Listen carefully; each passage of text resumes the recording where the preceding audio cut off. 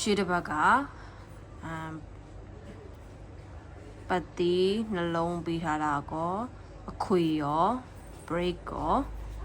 နှစ်6ရယ်1 2ရယ်ပေါ့နော် break ကော break နှလုံးရော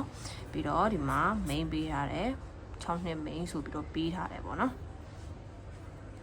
ဖြစ်ချင်တော့ဟိုးရှေ့တစ်ပတ်မှာ6နှစ်တကွက်ကောင်းပေးခဲ့ဘူးတယ်ဒါဒီတစ်ပတ်မှာလာထွက်တယ်6နှစ်ဒီတစ်ပတ်နော်ရှေ့လာပေးခဲ့ကြောင်းတော့နောက်တစ်ပတ်ကျော်မှလာထွက်ပေါ့နော်ဒီတစ်ပတ်ကတော့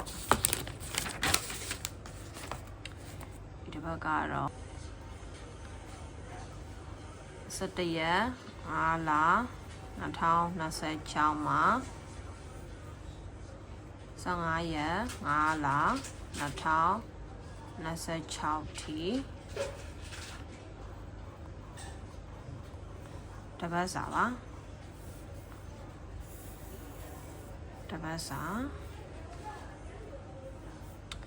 မတ်တေပတ်တီကနှစ်ပတ်တီပါနှစ်ပတ်တီ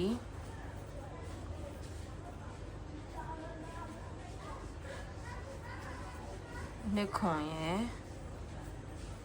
နှစ်လေးရယ်မိမမနှစ်က4လုံးခွေ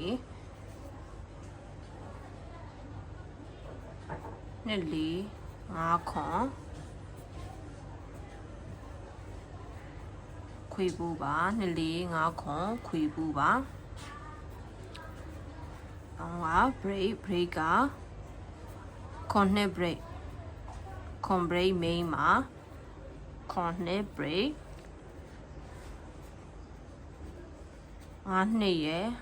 16ရယ်မိန်းမှာနော်ခွန် break ကိုပို့ကြိုက်ပါတယ်ဒါကတပတ်စာပါအားလုံးပဲဒီတပတ်စာထိုးပြီးတော့ပေါက်ကြပါစေ channel လေးကို like and subscribe လုပ်ပြီးတော့ share ပေးကြပါဦးကျေးဇူးအများကြီးတင်ပါတယ်